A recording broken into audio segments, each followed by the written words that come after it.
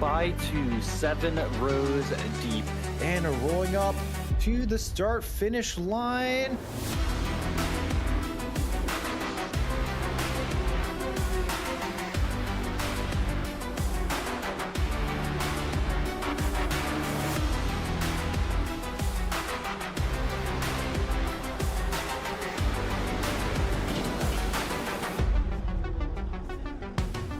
Looks like Asher going a little bit off track as the inside. They can. Saber making an amazing dive into turn 1, and electroshocks off. Eggful gets the move.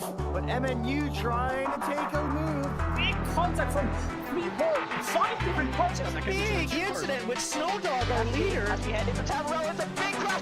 It's a big crash between the two title contenders.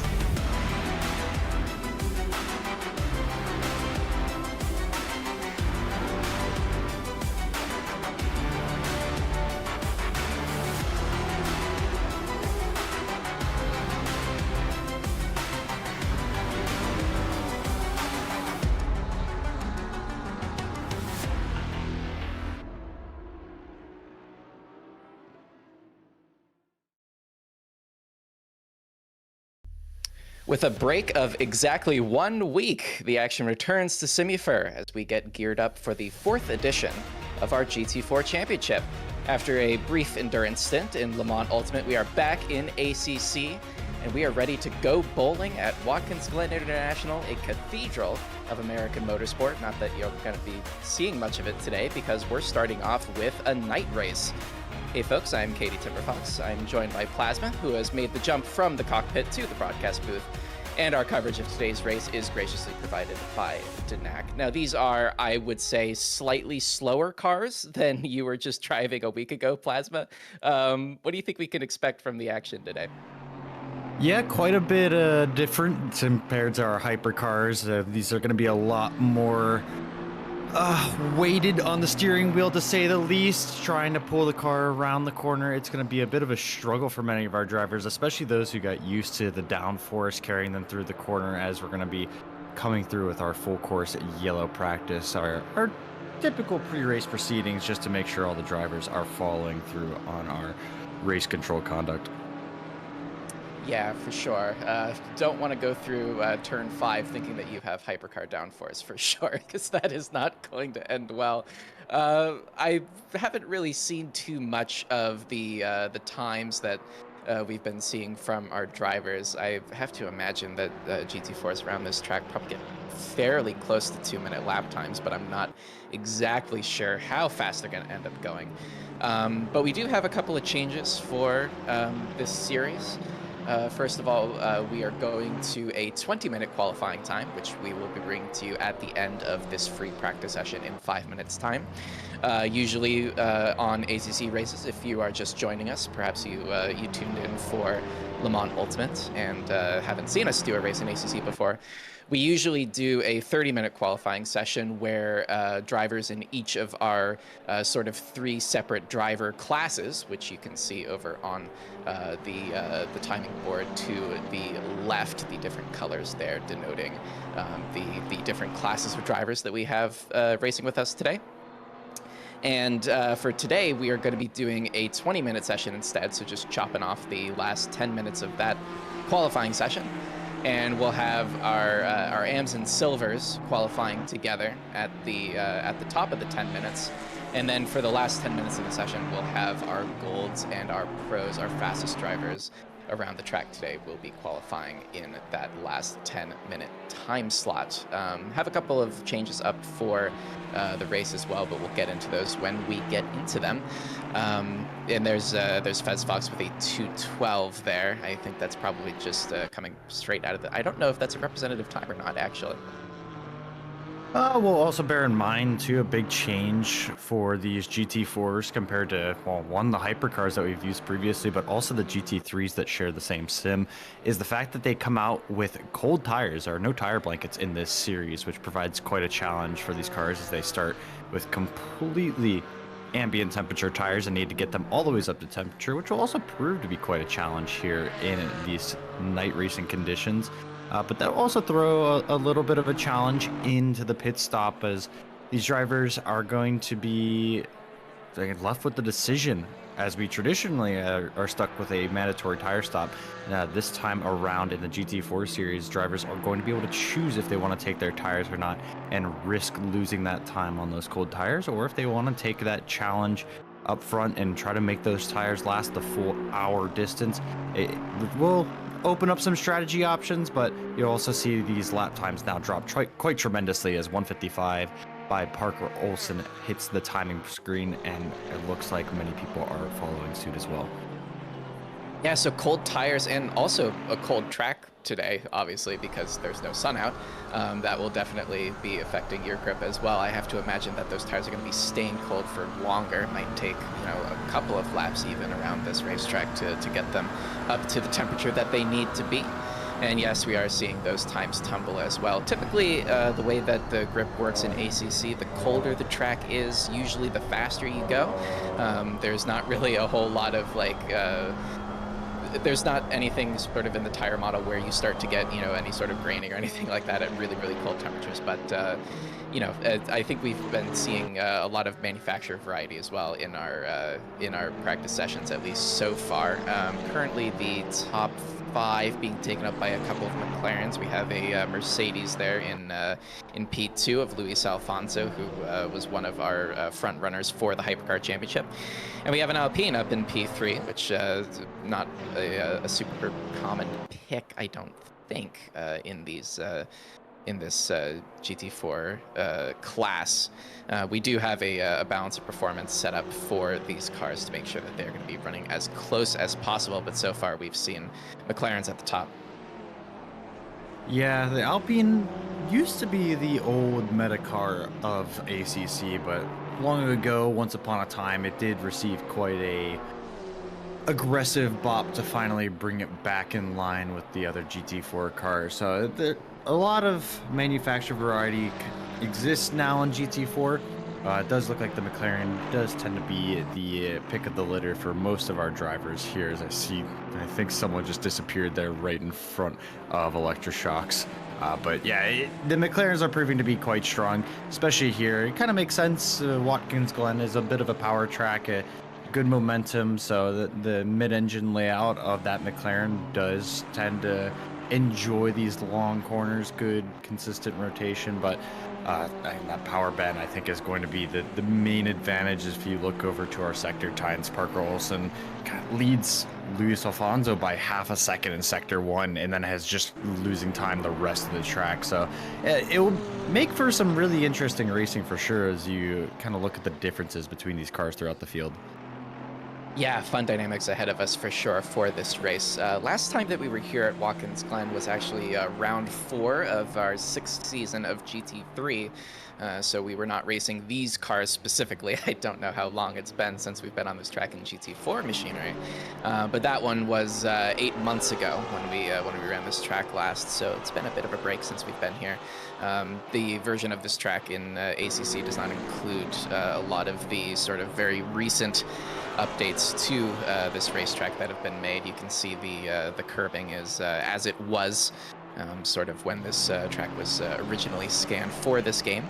That curbing has been changed, especially around the bus stop, the inner loop as it's referred to. That sort of tries to discourage drivers from taking as much of that inside curve as possible without obviously hitting the wall. Nothing to dissuade them from getting that close to it on this version, so it'll be interesting to see whether they'll be able to hang on to it and try to stay out of that wall as much as they can, and definitely don't try to send any moves down there if you can help it. 11 corners around here, about 3.5 miles, 5.6 kilometers around this track. Hasn't changed very much since 1971. It's currently hosting NASCAR and both of its support series, the Xfinity and the trucks. That's on the so-called Cup layout, which skips a lot of the sort of infield section of this track. And for your annual dose of sports car racing, that comes from IMSA's 6 Hours of the Glen, which does use that little boot at the end of it, the same exact layout that we are racing today. Apparently, I didn't know this actually, but this track hosted a full 2 decades of the F1 United States Grand Prix in the sort of the 60s to the 80s. before giving way to Indianapolis in 2000, and then Circuit of the Americas, of course, from about 2012 all the way up to the modern day. So lots of different racing going on here, and that banner up there, trying to send you a message. I would say I would not recommend that we go bowling, but at Watkins, it's always a likelihood. Yeah, and NASCAR tends to lean into the chaos of their series a bit with that name, and I think it's kind of now just slowly been adopted by this track. And typically, turn one, you will see some chaos coming out. I mean, it is quite a choke point coming into turn one. All the cars are going down quite a wide straightaway, and then leads into a single line, especially going up the S's can give you quite a bit of a challenge. It's unsighted, so chaos is always ready to brew through that section. So couple danger areas as we roll into qualifying here. It looks like the first cars are going to be taking the track. I believe that is Blade Wolf, who has snuck their way out first onto the track, and they are going to be taking us through with the Aston Martin. Again, trying to get those tires up to temperature. That's what's going to really prove to be a challenge during this qualifying session. 10 minutes for these drivers, so realistically maybe 2 laps at the end of their session where these tires are going to be properly up to temperature. Very, very clear air here for Blade Wolf at the front, but probably like a good 5 seconds away from any other cars. So they'll have a nice bit of open stretch here. But I have to wonder if anybody's going to try to get themselves a tow down the down either the main straight or that sort of 2, 3, 4, those gently ambling curves that are sort of going uphill on your way towards the inner loop and the bus stop. But I have to imagine if you're getting a tow, especially behind a McLaren, and you're in one of those cars that is a little bit stronger in the corners than that one, you definitely don't want to be losing too much time through the rest of the lap by trying to do that. So it may all even out, but we'll see how things go. But plenty of track available for all of our drivers today, as Blade Wolf is rounding out Sector 3 at the moment and is getting on with their first flying lap. Yeah, as we roll out of the final corner, 11 corners throughout this track, want to get nice and close up to that outside wall there. Blade Wolf leaving a little bit of space on the outside, but again, trying to get these tires up to temperature. So first time down, going to be hard on the brakes in between about that 200-foot board, 200-yard board. Going through turn one, taking a lot of curb on the inside and outside. Car really likes to release as you go over that curbing, so it can be quite a test of fate as you roll through. Rolling through turns 2 and 3, even in GT4 machinery, all the ways up to turn 4. Not really a corner. This is all a long straightaway, flat out, as you try to find your brake marker early for this bus stop chicane. A real test of bravery as it's hard on the brakes about 300 yards out. Going through, taking the first 2 curves, sometimes grazing the third and all of the fourth curve to set up for the carousel, the outer loop. This is going to be the biggest challenge for our GT4 cars, really needing to lean on the downforce, which is pretty much non-existent in these GT4s. Hard on your brakes into turn 6, trying to get into that inside curb there early on the power and drift the rear end around. A little bit of movement for Blade Wolf, and then up into the toe, one of our highest climbs, almost like an American Eau Rouge, tucked into the inside. Again, early on power and trying to glide that rear end out through the rest of the corner. And GT4 is looking really tame through that corner, and then heading towards the heel. Turn 8, this will be one of our nice overtaking opportunities, braking about 150 meters out. Going to be tucked and using all of that outside runoff area. And Blade Wolf just looking at a little bit of sight, rolling through turn 9, in early into this corner, trying to once again pick up the power very early and roll the car through and into 10 and 11. This is going to be probably another one of those downforce corners. The car really looking lazy on the front end as you try to roll it through, and then a test of bravery as you drive the car through 11 all the ways up to the outside wall and set yourself up for your next lap. First lap time coming in from Blade Wolf is going to be a 1 minute 55.7, and I'm sure we're going to see that time drop even further. Yeah, absolutely, especially once we get our Golden Pro drivers on the track. I almost feel like you could have also even taken a little bit more of that that outside curb in the heel. I believe on this particular sim, they are quite liberal about the track limits there. Basically, as long as you keep it within sort of that concrete on the outside, you're pretty much free to go wherever you want on that particular corner. As we see RS heading down to the bus stop right now, looks pretty tidy through there as well. So yeah, we'll definitely see if that time is able to improve. RS gets up there just barely with a time 1/100th of a second faster than Blade Wolves, but has provisional silver pole for now. Meanwhile, in AM, we have, there's, as we start talking about AM, there's Frey Fireblood taking a 1:55.6, so that is also faster than any of the silvers as well. So we'll see if that changes as well. We've seen historically in some of our series here on ACC, we've seen some drivers sort of qualifying above their weight, especially in the AM class, you know, qualifying in front of several or maybe even all of the silver class. You're not directly fighting with those silvers if you're an AM. Overtaking them will not give you any additional points in your championship fight. It will give you overall points, but in terms of the actual AM championship, it doesn't really do anything for your finishing position. It's more of a matter of just trying to get through those other cars as fast as you can, and seeing if you are faster than them, then it may be worth trying to get around, but otherwise just, you know, trying to keep in and just stay within your race. So we'll see. It may get interesting here as Blade Wolf crosses the line again. That's going to be another improvement. So the track getting faster all the time, and as the tires are coming in as well, the times are coming down as well. Yeah, and those tires are going to continue to come in. Like I said, probably only 2 laps. This is going to be probably the first full commitment lap for Blade Wolf in that GT4. It looks like Electroshock is now showing up with a 155.037 that is going to be put in by that Alpine. So that's going to be a bit of a challenge. Then we're going to see Jesper Sweenley, who is one of our silvers, just following up there, looking for a big improvement right now on our timing table. So trying to pilot this Porsche, came in around the final corner of Watkins in a big slide that could be quite dangerous, and yes, into the wall. So that's going to be a big loss of momentum going into their final run. It looks like it lost them a couple of tenths, but it was an improvement enough for them to jump into P9. So that Porsche, little bit overzealous, definitely some time to be gained in the final corner here. But I mean, that's the challenge that we were talking about in the final corner, and the risk that the wall brings, just so close to the racing line. It's so easy to just overstep your marks and just straight into punishment. Yeah, lost a few tenths and maybe a chunk of their driver's side panel as well. That's definitely not something that you want to be doing too often, but I imagine we'll be seeing it quite often during the race as drivers sort of try to get the best exit possible off of that final corner. And yeah, I think we got a great angle of that power slide. That looked great. Charter Dolfinegra here in the, I totally butchered that last name, but in the Soul Audi on our grid today, currently 1.7 seconds off of our pole time, but that's good enough to put them right in the middle of the pack as it stands right now.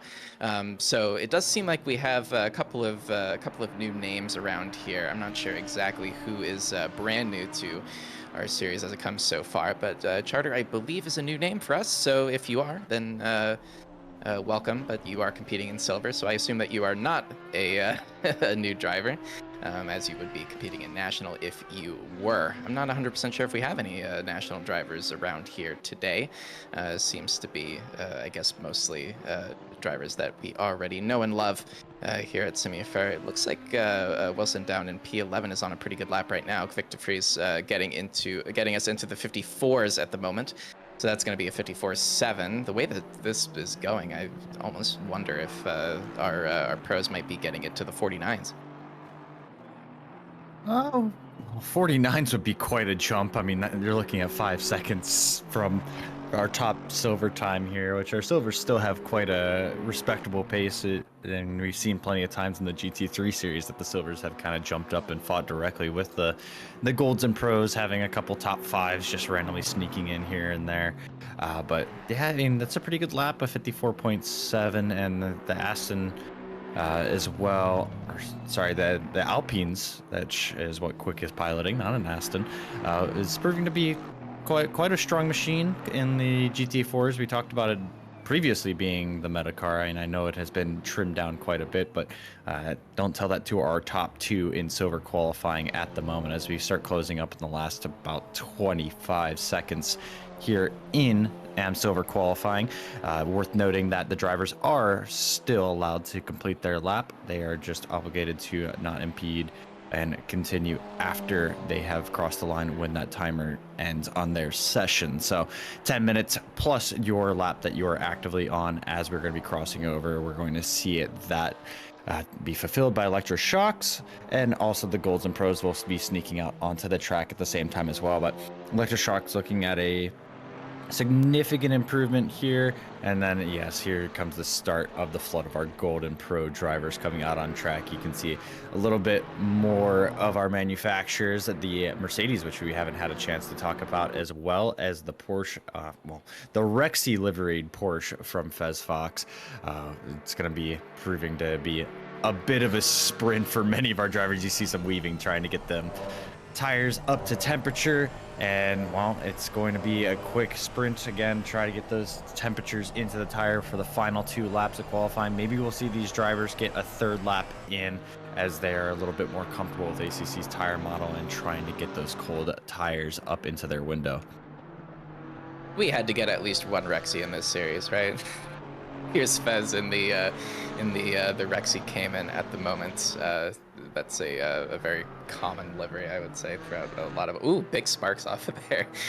Maybe running that car very low to the ground would be my guess, but that looked great in our night lighting at the moment as we are continuing to round out this brief warm-up lap here. And yeah, it looks like, you know, in terms of our pros and our golds, they are wasting no time getting out onto the track, and definitely as opposed to our AMs and silvers, seems to be a little bit less space between all of them, so we'll see if anybody gets tangled up with each other in qualifying.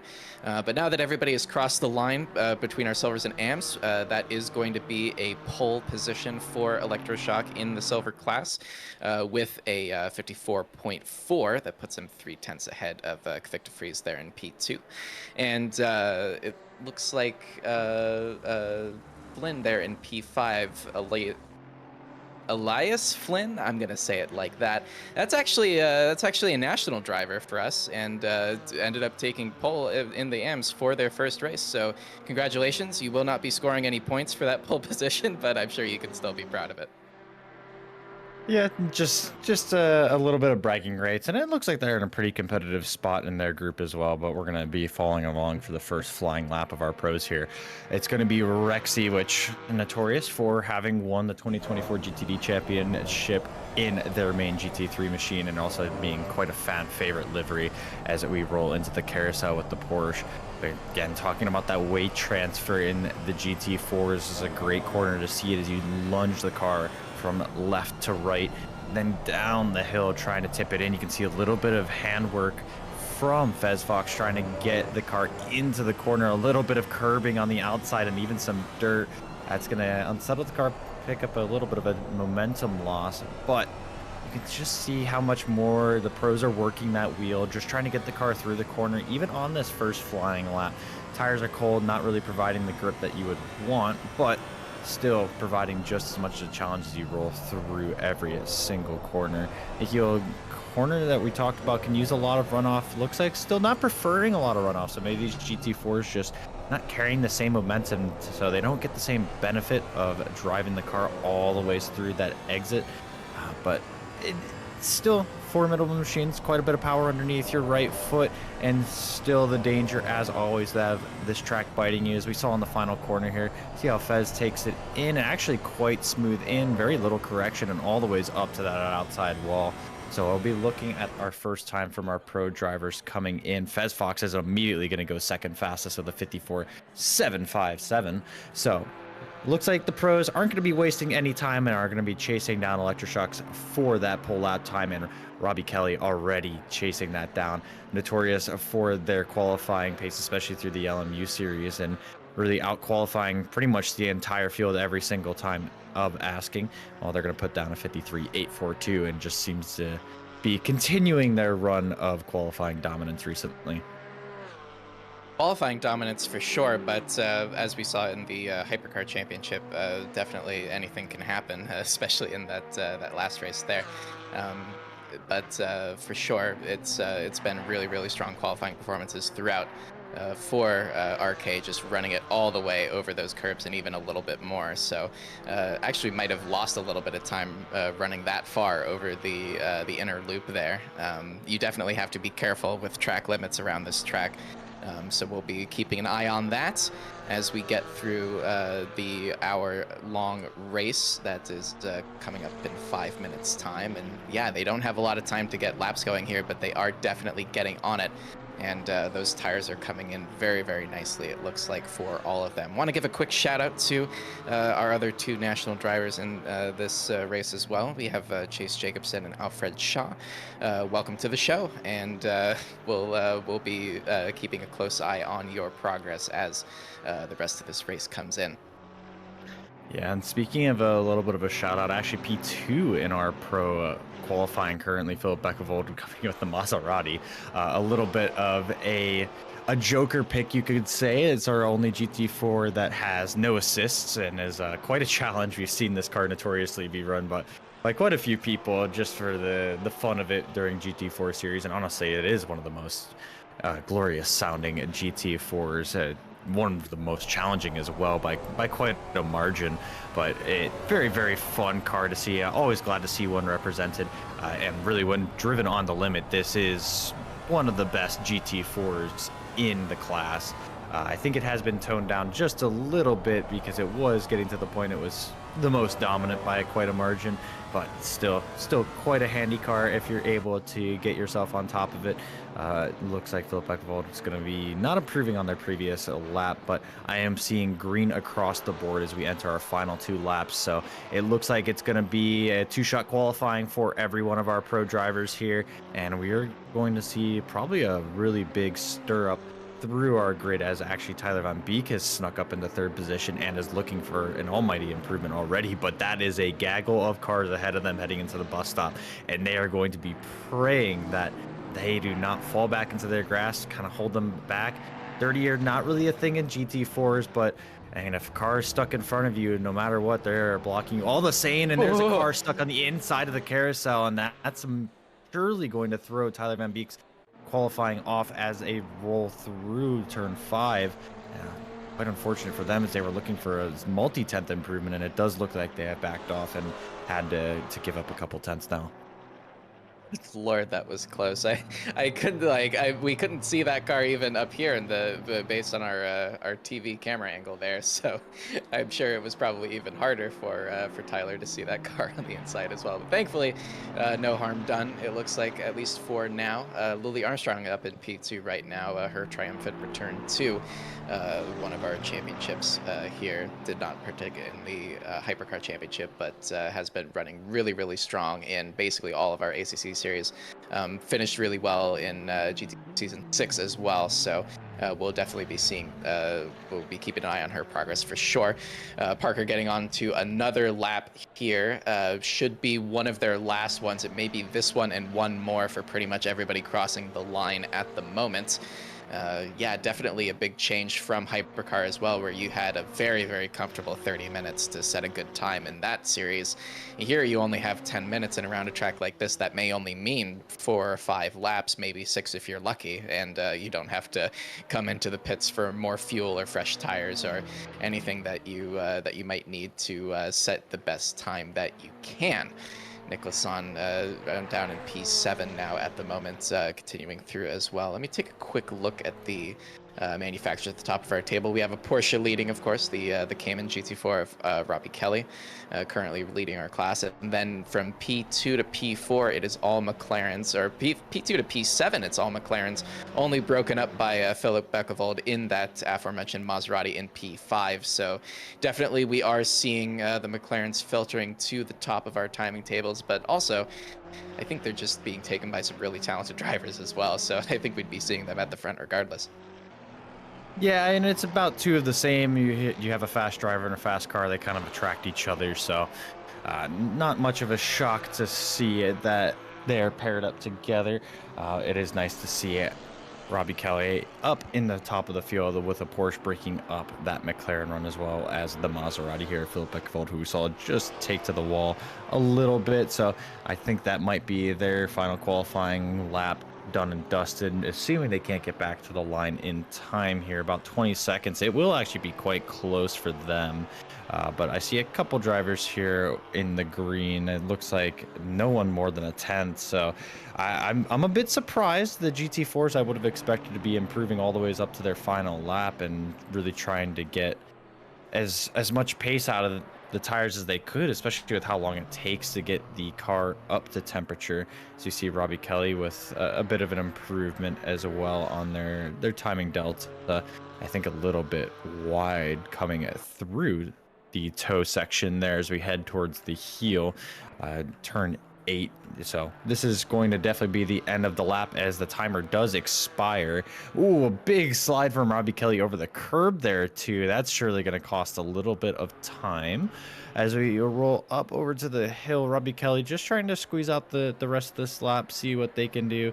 Looking about even on their delta, but not really a lap time for them to have to defend, as it looks like most of their competition has conceded and brought the cars back into the pits.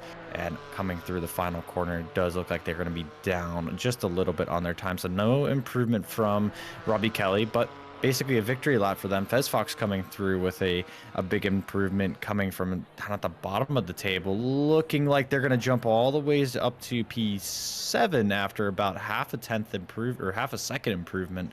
My bad.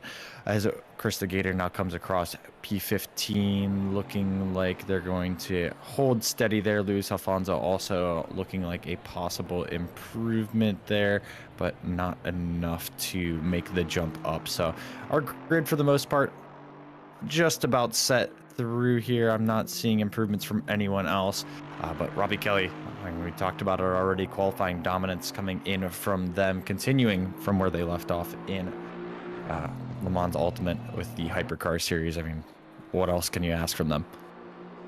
Absolutely. It was really, really close there by the end, though. Lily Armstrong within half a tenth of a second to Robbie up there in front. So it'll be a really close race between them. Hopefully we'll see some fireworks there.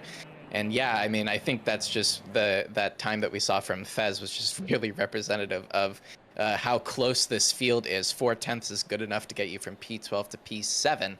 And as it stands right now, everybody from 1st to 13th is separated by less than a second, which is pretty much expected for a car like the GT4s, where you get to run really, really close together by virtue of them being slower machinery. But again, that means that the sort of the margin for error and the way that you're trying to sort of carry as much speed as you can through every corner and just using as much of the track surface as you can, it really brings the cars very, very close together. So that's going to be Electroshock starting in the top 10 with that silver time. So that ended up being good enough for 10th, starting in front of quite a few pros and golds, actually, it looks like. So that's going to be RK with the pro pole, and Parker Olsen, our gold driver, in P3, which that will be good enough for a gold pole as well. So we'll be heading over to the race in a few minutes' time. Tyler Van Beek there in the McLaren setting the best sector 1 as well. So we'll just have to see who gets the best start as we get off the line, and let's see if anybody wants to try for a move down to turn 1 or maybe even into the loop. Hopefully not.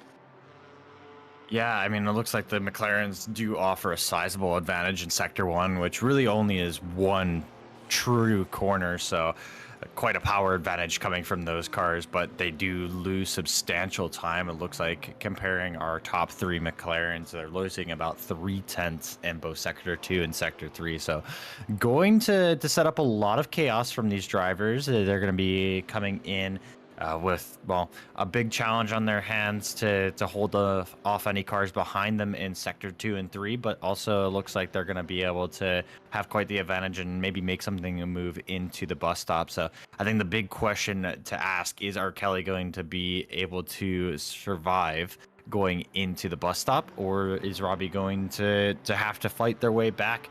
We've seen a lot of early race blunders from Robbie, and that's, I think, going to be our biggest question mark as we head into the first lap here. Yeah, you would definitely know being right behind Robbie Kelly to take advantage of those blunders in quite a few cases.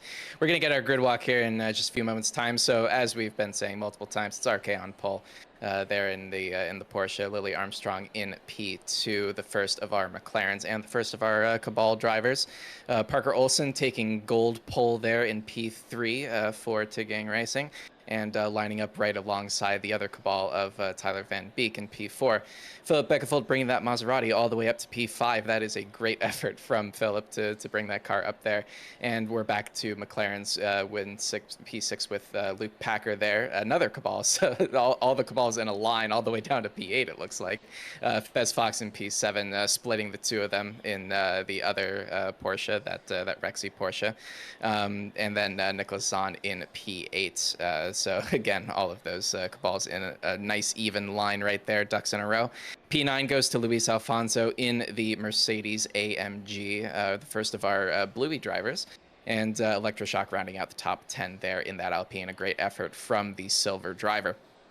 Vossi in P13 or P11, excuse me, in that Porsche, lining up alongside Daniel Taberner there in P12 in the McLaren. Then it's Victor Fries down in the Alpine in P13. So definitely a fall from grace for the Alpine, it looks like, in this car class. Phil Rank lining up alongside, so it is Alpine row here in P14. Then P15 we have Chris in the BMW. Haven't seen many BMWs so far going down this grid. P16 Blade Wolf in the Aston Martin. The right at home there is Blade Wolf in the Aston Martin. Goes together like peanut butter and chocolate. We got P17, it's Inigo Lopez there in the Mercedes. So not a fantastic performance from them, but that should put them right in the middle of the pack. Hopefully can make up a few places in the race. P18 belongs to the Ginetta of RS Volpez, and then in P19 we have Sash Dragon in the Mercedes, and Elias Flynn, one of our national drivers in the Camaro, which is another car that we don't see very often in this class. I almost forget that it's there sometimes. P21 is Frey Fireblood there in the Aston Martin, the number 26 Bluey Aston Martin. And then 22, it's Jesper Swingley in the Porsche. 23, it's Sierra Thomas. And rounding out our that row is P24. It's Jax Wilson in the Aston Martin. And then our second of two Camaros, it looks like, in P25, Adam Norlin, and then in P26 it is the Audi of Charter. So not one of our national drivers, as I thought beforehand. It's Race Dragon in P27 in the Audi, and then P28 another Alpine, as our drivers are getting off the grid now at the moment. P29 it's Wolf and Foxdale in the Mercedes, and rounding out our grid in P30 is Dan Maurer in another Aston. So lots of Astons, actually. They're towards the bottom of the grid, but yeah, we'll see how many of them are able to make up any places. Yeah, the Aston's always been a bit of a comfort car for most of our drivers coming in. Oh, looks like Robbie trying to get a little bit of temperature into the tires. Might have scared Lily with that movement there, but going to be a big challenge for our drivers to get temperature into these tires. There's a couple different strategies that you can use on this formation lap to try to get those tires up to temperature. Typically, weaving is the most visually obvious one of the two. You'll find a little bit more effective tire warming coming from brake dragging, that being where the driver will hold both the throttle and the brake at the same time. To varying degrees, you can use that to get temperature into the tires, as we see the Maserati of Phil Beckvold trying to get a little bit of temperature into those tires by wiggling on the entry of the carousel there. But it looks like you can see those brake lights turning on for a lot of our drivers, just trying to drag and get some kind of temperature into those tires. It is a very slow lap, so it's hard to put the lateral movement into the tire that's going to generate the heat and put them into their proper window. So it is mostly preferred to try to put the temperature from the brakes and, well, the brake cooling system really, and that kind of permeates into the rim, into the tire. That develops your grip as you set off for the race start. And especially with these cold tire starts that we have the GT4s, it's probably going to be what determines a lot of our early race position gains and losses.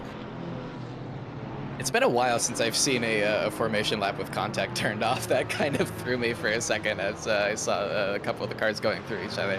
On this formation lap, looks like they're starting to go 2x2 as we are rounding out turn 7, heading on down to the heel of turn 8. Oh no, we're still single file right now. I think we'll go double file once we get closer to the green flag as everybody gets going here. And yeah, I mean, if you're Lily in this situation, starting on the outside but still on the front row, I think turn 1 is high speed enough that you can try to make that move work, but you definitely need to be careful of track limits and of course of the car on your inside. So we'll see what kind of a start that Robbie's able to get, and we'll see how hard Lily wants to fight it.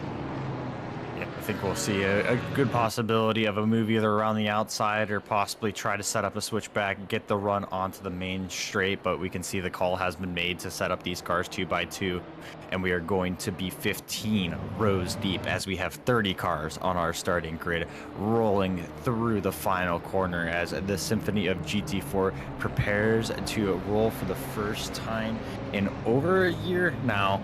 We're going to be trying to go bowling at the Glen, waiting for the race start. All drivers with their eyes up at those 5 red lights, looking for the green flag. And we are going to be away, and it looks like it's going to be a great start for Lily Armstrong, taking that McLaren all the ways into P1. And it looks like a little bit of jostling and jockeying from the McLarens, and Robbie Kelly is going to be losing a position into turn 1. Looks like well behaved from our top 10 here, but the McLaren's now really going to be putting the legs onto the straightaway here, and it looks like Robbie might be under threat to lose a second position from Tyler Van Beek, as well as the Maserati in the background, looking like Philip Beckenvold also under threat from another McLaren as we roll into the bus stop for the first time. And you can just see that gap that the McLarens open up from that power band going into the bus stop. So Robbie Kelly now with a very big challenge as we roll through the carousel. All of our top 10 cars looking like they're able to get through quite nice and safely, but Robbie Kelly, the big question mark, are they able to pull back close enough throughout this first lap here to just challenge back and return themselves to position 1 as Lily Armstrong has taken the lead and now leads through into the start of sector 3. And again, the McLaren struggling in these second 2 sectors, so they're going to be leaving themselves directly open to an attack from Robbie Kelly here. But lap 1 almost in the books here, and it looks like we're going to be settling for only 2 position changes. P7 from Philip Beckenvold and Fez Fox having traded places, and Philip Beckenvold into the inside of the heel, turn 8. It looks like a little bit of contact coming in from the Maserati. Fez Fox not going to be too happy about that as we roll through into turn 9 as well, and a big snap of oversteer from the Maserati, proving to be a handful once again. And it looks like 4 cars lining up to try to take the position from the Maserati. Luis Alfonso is going to be filing through with that Mercedes, and it looks like even a possibility of Vossi looking for an opportunity. Another big slide from the Maserati and into the wall in the final corner. That's going to be another position as Vossi sneaks through, and possibly even Electroshocks the Alpine looking to take advantage as we roll down to the main straight. The Maserati is now falling like a rock, and it's just proving to be a massive handful on those cold tires, under threat from another McLaren of Daniel Taberner, and it looks like Philip is just struggling to get this car back under control. Yeah, I mean, that's sort of the nature of GT4 is you start losing positions, you start losing them very, very quickly, especially around a track like this where all the drivers are sort of getting shoved together a little bit. It looked like that first lap was pretty well behaved. I saw a couple of little orange triangles on our timing tower indicating that some of the drivers were leaving the track, as that's a big, big slide from that Maserati, and so that's going to be more positions lost for Philip. A bit of a sketchy rejoin there as well, but it looks like that's going to be another 3 positions gone, as this is just continuing to turn into an absolute nightmare for Philip. all the way down in 14th now, and is looking to maybe potentially lose more positions. There's a whole host of cars behind, almost running 2x2, just waiting to snap them up on the exit of any of these corners, really. Definitely the Maserati not proving to be the pick right now, but out in front, it looks like it is as it was, and Lily getting an absolute dream start there. Just looked like it just got such a better reaction time off the line, and that was enough to get ahead even before the first corner. Yeah, and that, I mean, that also leads into the McLaren's power band. It really excels in the mid-range, and once you're trying to launch the car off the start, you can typically you're going to be in that middle range RPMs, not going to be too low, not going to be sitting at the top of the power band like you would in a race conditions. So I think the McLaren also especially benefiting from that, but Lily executing that start extremely well, possibly even some brake boosting to get a better launch. But you can see that gap has already closed back down. Robbie Kelly has now filed up all the way to the back end of Lily Armstrong, 2/10 separating our McLaren and Porsche duo here in the battle for P1. But looking directly behind, all four of those headlights behind Robbie, those are all McLarens, immediately sniffing for blood in the water. The gap has opened up 3/10 on the main straight here, as we expected, but then immediately Robbie Kelly is going to be filing back up to Lily Armstrong, and that's going to be the challenge for them to survive that sector 1. If they fall back too much in sector 2 and 3 and fail to execute through there, then they might be losing out. Electroshock looking for a move into the bus stop here, but thinking better of it. That is a really audacious move, and quite a challenging one in the GT4s, which it's hard to go 2x2 through the bus stop, and the GT4s really struggle to clear fully by the time that you get to that first apex. So anyone going through there is going to be quite brave. Going in 2x2, it is almost asking for one car to leave in pieces. But Chris the Gator also looking for quite an improvement, as it looks like I have not seen what their gains are. There looks like they have gained 4 positions. They're our biggest gainer on the field, at least in our top 20 that I can see. It looks like a couple drivers down towards the bottom end that have gained a little bit more, but a big charge from our BMW driver here, our sole BMW right now, as they're under threat from the Camaro, and a big bounce over the apex curbing here. So they need to watch out, because it looks like there might be a little bit of a challenge from Philip Rank, I believe that is. No, they're not in the Camaro. Who is our Camaro driver? I'm taking a look. Right behind that is going to be Elias Flynn, one of our nationals. All right. I guess I'm forgetting our liveries here. So I thought we were running a different livery here. It's still learning everything out as we start out. Lewis Alfonso now putting the pressure on the Porsche. It looks like actually quite a bit of damage on the front end of that Mercedes. I think I see the hood is maybe unclipped and lifted up a little bit. Yes, I believe so. So possibly quite a big hit for the number 57 there. It is worth noting the GT4 is not really taking much damage or anything like that. So it's still a good fight for Lewis to put up, but it looks like they're going to be letting Daniel go by. Possibly the damage and maybe slowing them down enough that it is better for the Bluey team to let that McLaren by a couple of papaya rules. Even though we're stretching across teams here.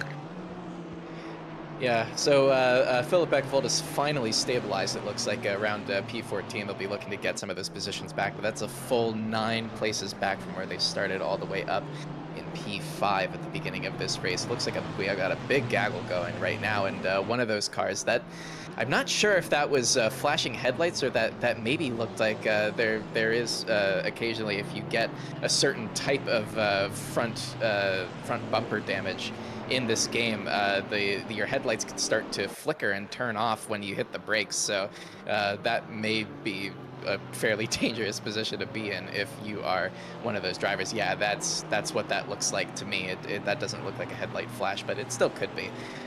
This is the battle for P21 right now.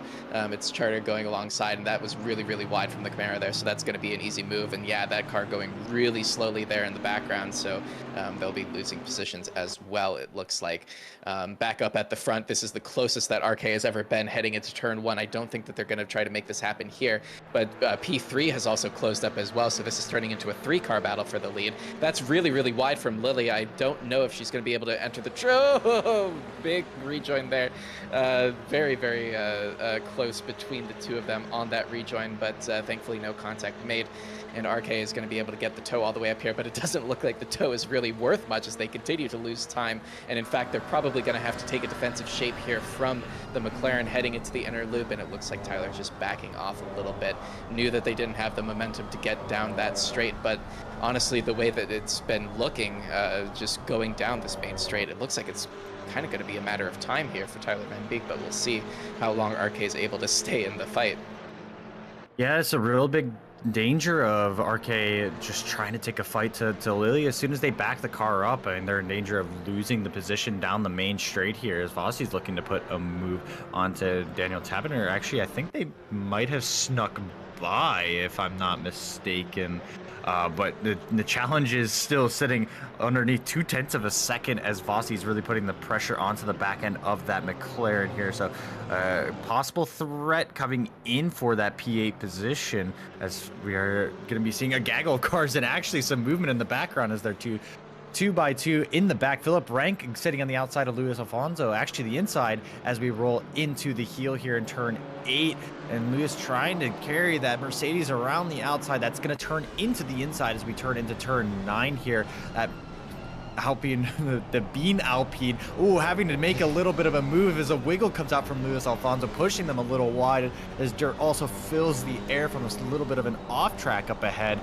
And it looks like all these drivers just really fighting for their life and position on track, rolling through. Fastest lap being set by Luke Packer. So that is going to be all the way in P5, that top end group, and a little bit of wall contact coming in from the Maserati as well. So all these drivers really fighting tooth and nail for every inch on track, let alone for the positions as well as these cars now start to move. The tires are fully up to temperature, and as well, they are fully warmed up to the track conditions and what is ahead of them. But I think Luis Alfonso, yeah, going a little bit wide through the S's there, possibly even letting the Alpine pass.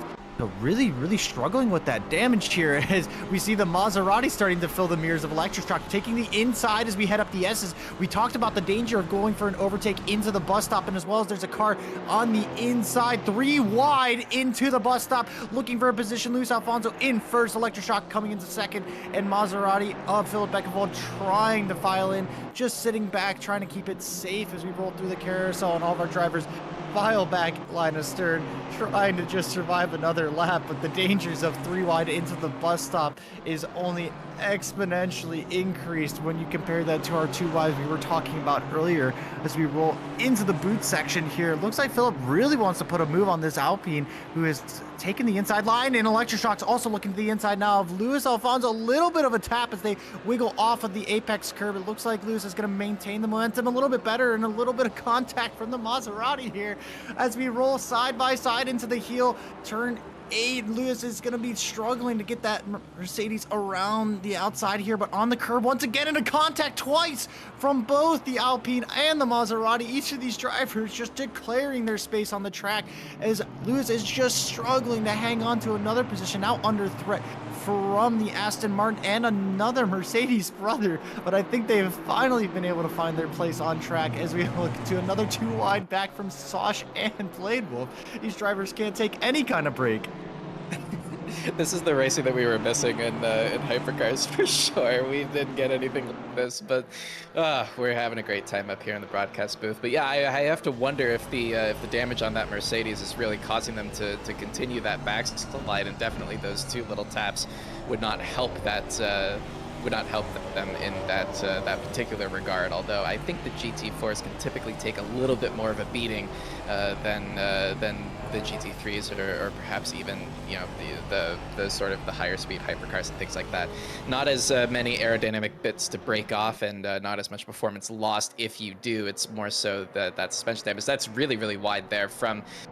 Is that Fossey there? Still defending from Tyler Van Beek, has basically completely fallen off the back of Lily Armstrong at this point in the race as we rejoin the fight for what was originally the first place position, but is now really just a fight for P2 between RK and Tyler Van Beek. And also it looks like Luke Packer joining the party as well. Still has the fastest lap on track at the moment, so is definitely threatening for that P3 and maybe even that P2. They're going to be going side by side into the keel here, and it looks like Robbie is just going to be able to hold them off. Tyler looking for the switchback now, but it isn't going to be able to get the momentum, and in fact that might actually open up the door there for Luke Packer. Takes a little bit of a look, but decides to think better of it, and I think these two are probably going to be looking to work together at least for the next few laps to try to make sure that they can keep in touch with RK, because if they can stay even remotely close to the back of that Porsche from what we've seen so far in this race, they have a really, really decent chance of blowing by on the straights. So for these two, it may just be, you know, bumping each other down the straight, just trying to get as close as they can. But Lily having a really comfortable time out front so far, setting some nice consistent times. Yeah, but crucially, we saw that a little bit of a dive attempt on Robbie Kelly. That's going to just be pulling them back first away from Lily, but also if any of these McLarens are able to get a nose in that sector 2, sector 3 section where the Porsche is so much more dominant, it's just going to pull them back to gain and have a better chance going onto this main straightaway. And we talked about it earlier in qualifying. It's about a 3/10 advantage for these McLarens heading down this main straightaway here, if not even a little bit more. So Robbie really has their work cut out for them. Actually, it looks like on their best lap, Robbie's losing 0.5 of a second, so half a second on the straightaway just for that power difference for the McLarens to the Porsche. But then they're also consecutively gaining that much more back from sector 2, sector 3, their fastest lap. They're getting 0.4 in sector 3, and looks like even possibly even more on sector 2. But we're going to go back to a replay here of an incident as we hold true. This is Luis Alfonso chasing down Fez Fox. So I think this actually might be where Luis got that damage that we saw coming through turn 9, and a lot of understeer over the exit curbing, and that dirt is very unforgiving once it gets underneath the loaded tire. So quite a big hit from Luis Alfonso. I think anyone could be forgiven for how much damage that's done to the car, and I think just the fact that Lewis has even been able to hold on to the fringes of the top 10 is kind of speaks for itself as the talent of their driver, just trying to keep that car in the thick of it as long as they can get the car back to the pits once that pit window does finally open.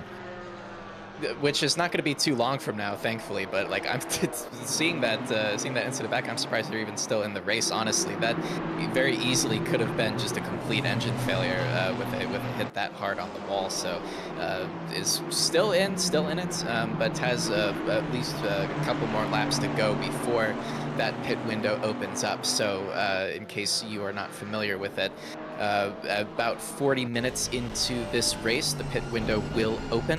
And that is going to be a window of 20 minutes in which our drivers are going to be able to take their mandatory pit stop. And for this race, we're doing things a little bit different. It's as we said up at the top of the show, it's not a mandatory tire change as it has been previously, but it is.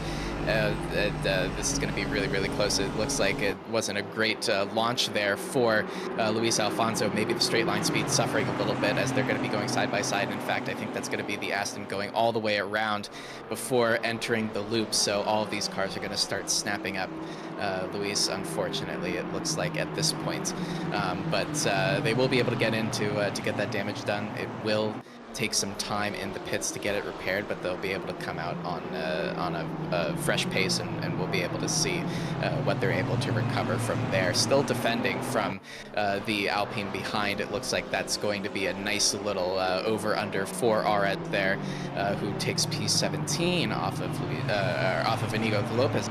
It looks like, actually, as we're following this battle here for 17th, and Elias Flynn down in P19. Just looking at these two, trying to find any opportunity that they can to get around, but so far it is eluding them as we are heading into the boot right now. I think these 5 cars are definitely pretty close to each other on pace. We've seen sort of a couple of different groups opening up with similar pace. There's sort of that big group at the front, and then that group that we've been seeing just tooth and nail basically for the last 5 laps pretty much, you know, in the middle, and then this group here kind of at the end.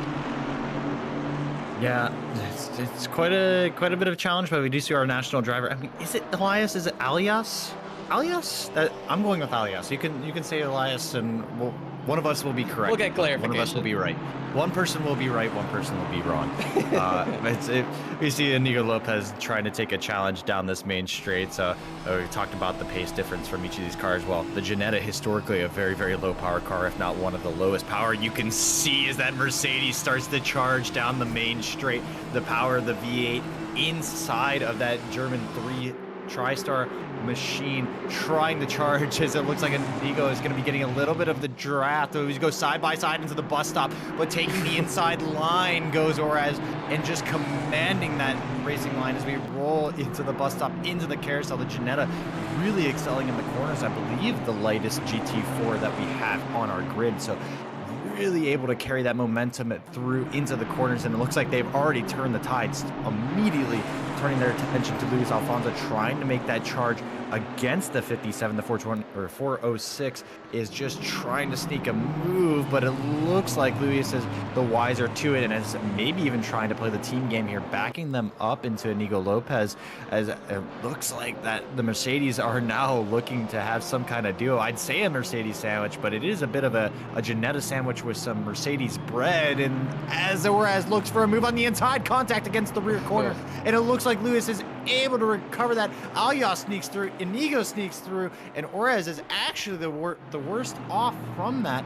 So the biggest benefactor, probably Alias, as they're looking to gain 2 positions, actually stealing the inside of Luis Alfonso's corner, and it is going to be Inigo and Alias with 2 positions gained out of that, and immediately Luis is now having to look to recover yet another position. So that damage has to be costing them droves, possibly the last lap that they have to worry about it as our pit window opens up in 20 seconds here. But you can just see the damage and the struggle that they're trying to pilot that car through. Every single time they try to roll for a corner, anytime someone starts to properly challenge them, you can see the difference in pace, and they just have to command their position on track and hope that it sticks. But Philip Rank actually looking like they aren't getting the best run, and the Alpine is now looking for a little bit of infighting coming from another Alpine of Electroshocks, trying to take the inside of the bus stop, and they're going to be filtering through. Nice and cleanly cleared, and then the large Maserati looming on the horizon reminds me of the old M8 competition back in the GTE days when we talked about the big, or the Giga M8 that was challenging all of the WEC drivers.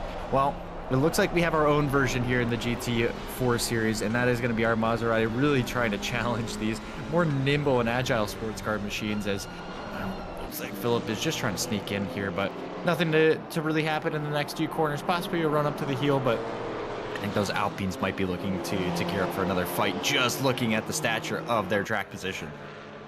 Yeah, they've looked really strong so far, the both of them, as that's going to be just a little bit of a peek up the inside. You want to be careful, make sure that you don't give that don't allow the Maserati an opportunity behind as you're sort of trying to get around the car in front, because you know, as much as you're trying to move forward, it can very quickly turn into you moving backwards, especially in these cars. So pit window open. I assume we'll be seeing some cars ducking in immediately. But for the rest of them, for everybody who has remained damageless so far, especially if they want to opt for the option of taking a new set of slick tires, they may want to just try to stretch this stint out a little bit more. I'm going to be really interested to see who's going to go for that option, you know, considering that it's you got to be in there for 25 seconds anyway to get your refueling done, but then it's going to be another 5 seconds on top of that if you want to change those tires. And then, you know, as we've been talking about all the way, you know, since qualifying, as there's Luis Alfonso as we expected in the pit lane now, you're going to be losing about 60 seconds doing that, and Luis is going to be losing more to make sure that they get that damage repaired. We'll see exactly how much time that they lose, but it's been a decent recovery drive for them so far. But yeah, I'm going to be really interested to see who's going to opt to take that tire option, because as we've been saying, it takes a long time to get those tires even warmed up in the first place. So if you are going to go ahead and take tires, it is probably going to end up being a really strong undercut opportunity for anybody behind you, especially if they opt to stay on the rubber that they are already on. So we'll see. It'll come back to those drivers at the end of the race if they do take those tires, but it'll be. I'm not exactly sure which one is going to be faster. We'll have to see towards the end might of this have a race, change which one ends up here. being it. Oh, that's a Like, good. This might be a Robbie lead is change. back up to Lily, and that gap has closed tremendously. So maybe the McLarens have burned through their tires. It looks like Tyler Van Beek's also snuck their way back up, but Robbie is looking for a move coming out of the final quarter. The Porsche with a better run, but the McLaren we know has that superior power, so it's going to need to be a little bit of a send here from Robbie Kelly as we roll into turn 1. Hard on the brakes again, about 200 meters out, trying to get the car stopped and stomped onto the brake pedal here. I think those McLarens are starting to struggle and fall back a little bit here because Robbie has really closed up onto the back of Lily here. Lily, one of our resident controller players as well, so traditionally they've tended to struggle with tire wear a bit more. Might explain why Tyler's been able to sneak in, but Tyler's looking for a move going down to the main straight here. Robbie's gone defensive going into the bus stop, but I think this is going to be the best chance for Tyler to get through. And yes, clearing underneath the braking here. Are they able to hold the line coming through the bus stop? Yes, they are. So a position in P2 now moves Tyler Van Beek. Robbie Kelly just trying to hang on here through the carousel and come through, and a little bit of a flash. Not happy that they've lost that position because this is where that Porsche really excels, but they've struggled to get past Lily, and now they have to be stuck behind another McLaren. It looks like, if anything, I think Tyler is the best position to take this race win, knowing the struggles that Lily traditionally has throughout a race distance, and probably unable to capitalize now because they're stuck behind the 84. This has got to be one of the most frustrating feelings in the world, I think, because I think like Robbie at one point was literally on the rear quarter of Lily's car, and then just over the course of that start-finish straight, you just see the gap just slowly open up and open up and open up until the point where there just was no chance for a move at all. And I mean, I think you basically said it, where, you know, at that point you kind of just have to send it and just try to throw something to try to get Lily off of her line and just try to just upset that McLaren a little bit. We're gonna roll back to an incident here. It looks like as this is going to be Fez Fox and a Bluey McLaren in front. Ooh, a little bit of a tap from the rear between the two of them. I think that's going to be sending the McLaren out onto the grass, and indeed it will. That was the corner that we just saw the lead group go through, but Fez just backing off the throttle a little bit and allowing that McLaren to stay in front. So good sportsmanship from Fez there. Remains in P8. Luke Packer still having the fastest lap of our race, but is in the pit lane right now, is dropping through the positions at the moment. And yeah, Robbie just continues to fall off of the back of these two McLarens. And I think you got it right. I think this might turn into a fight between Tyler and Lily for the top spot on the podium. But it's been a really, really commendable fight, I think, from Robbie to hold on to that for as long as they did. I mean, traditionally, the Porsche is quite good over endurance stints as well, so I think Robbie still has something here in the last 4 or 5 minutes. And really, if we see any tire overlap, if either side of the stint for either of these McLarens ends up going longer or shorter, I think the Porsche will be better positioned to take advantage of it. It's just a matter of Robbie's now stuck behind two cars, a car that he was already struggling to get past because of the power deficit of that Porsche. And the fact that it is so strong in Sector 2 and 3, but it loses such a large margin in Sector 1, it proves to be quite a challenge. I mean, you not only have to close the gap, but then you have to manage to make a send. In Sector 3, there's really no opportunity except here in Turn 9. And even then, that's quite a risky move as this turns into a very oversteery corner. You go right over the crest that we have just kind of crossed over there. The car tends to get very light. The rear end wants to snap. And very common to have any kind of incident. In fact, we saw that happen with Luis Alfonso, that crest starting to affect the balance of the car and sent them over the exit curbing, that grass throwing it back into the inside barrier. Very easy to make a mistake there. It's an unassuming corner, but one that if you don't respect will still bite you. But it looks like Philip Beckevold, the 81, has actually managed to get past the first Alpine on their quest back up to the top 10, actually sneaking back into the top 10 now. Philip Rank looking like they're sneaking into the pit stops now as they're taking that interior line following the pit lane entry and onto the pit limiter. You see that just past the orange barrels there, but Electroshock's now going to be the man under pressure from Philip Beckevold, a driver that we know is very fast, and if anything is out of position because of the start of their race. They might have picked up damage with their earlier escapades while trying to get those tires up to temperature, but we know that the pace exists inside of that 81, and Electroshock's leading the silver class right now. Really doesn't have a cat in this fight. It's not anything that they really need to hold on to. Of course, the overall position is ninth, but when you look back in the pack, I mean, they're sitting at about a 15-second advantage to the next car in class. So it is a bit of a survival instinct, but of course, you know, race car drivers are race car drivers. They're going to go for the move. If it's there, they're going to fight for it. It's just a matter of keeping it safe and composed. I mean, it is round one after all. Yeah, there's plenty of more opportunities to get points in this one. That almost looked like a little bit of a slide there from Electroshock. Luke Packer coming out of the pits and immediately finds themselves in a battle with one of the AM drivers who has yet to pit right now, so will want to be clearing this car as fast as possible, and indeed they do on their way down into the bus stop, and will get easily in front of that car before the end of the lane. And it's getting around that time where I think the leaders are probably going to be starting to think about the pit lane at the moment.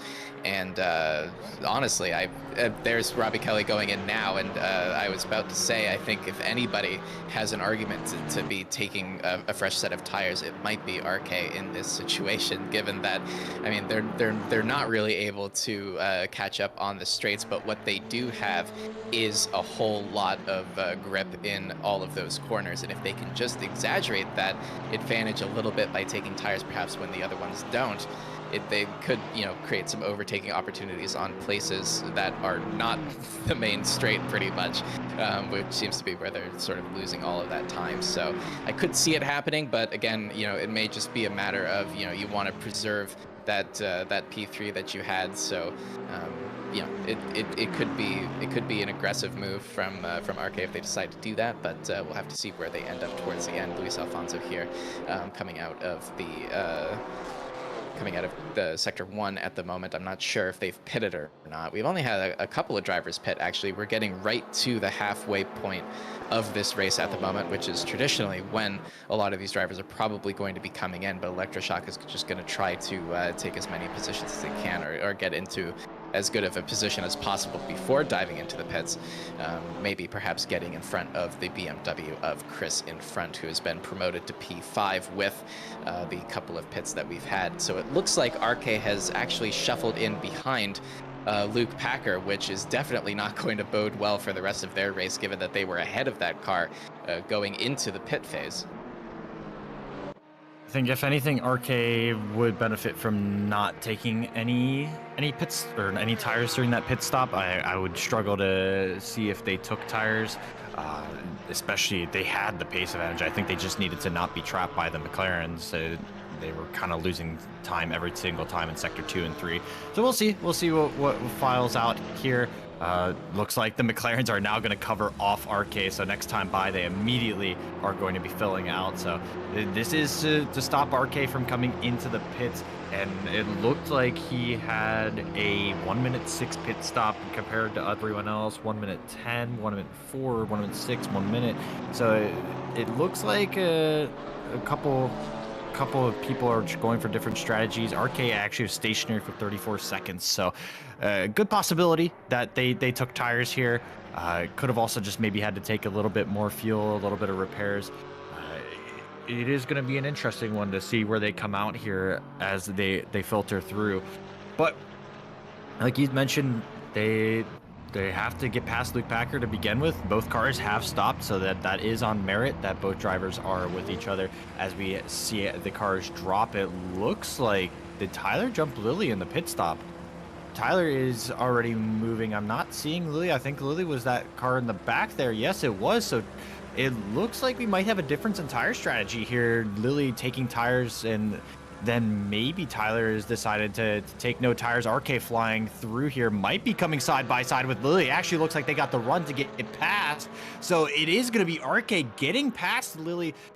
Good chance that they might be able to chase down Tyler now, though, because these drivers have all taken opposing strategies. Tyler has not taken tires with their stationary time to get past Lily. But that means that they're going to start falling back into RK, who surely has taken tires here and now has gotten past their biggest rival in Lily and is going to be starting the charge. Lily needing to get those tires back up to temperature. RK needing to get that gap open as quick as possible to make sure that they are safe through that Sector 1 charge that the McLaren is getting every single lap.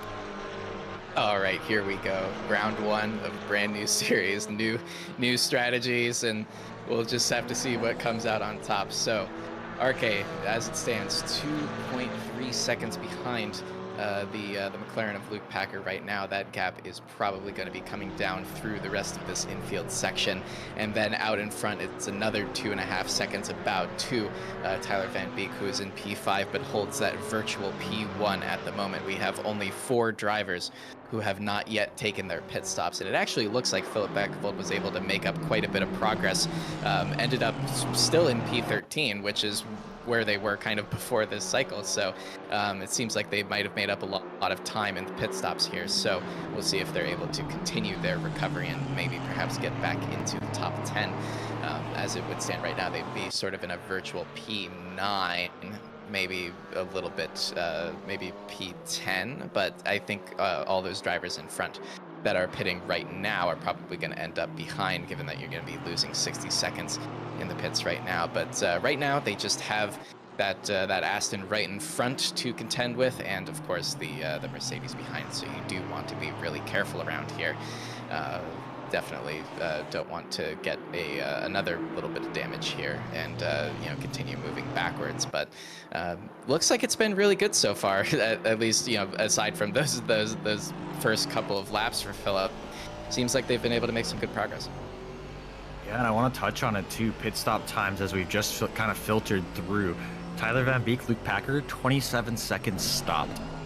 Robbie Kelly, Lily Armstrong, 34 and 35 seconds. And then you look at the overall pit lane time. Luke Packer had a 59-second pit time. Everyone else is sitting over a minute. The only person even close to them was Tyler Van Beek, who got that 1-minute pit time. But people edging up all the way to 1 minute 10 seconds. So possible 11-second gain for Luke Packer against some people. But Philip Beckevold is now going to be filtering in on the main straight, looking for that move on the inside as we move into the bus stop. And we know how challenging this Maserati has been as we get hard on the brakes and tipped in over the curbs. And it looks like Philip is going to be able to make that spot stick, but a little bit of a wiggle coming through that third apex as we roll through. But Philip now moving forward. Zosh actually sneaking through as well on Blade Wolf, taking advantage of the out of position line from that Aston Martin and taking the position as the number 69 now sneaks through in a big wreck. Philip Rank and Chris Skater. Looks like this might be even a safety car incident as well. 2 cars stopped at the bottom of the hill at turn 6, and yes, full course yellow coming in.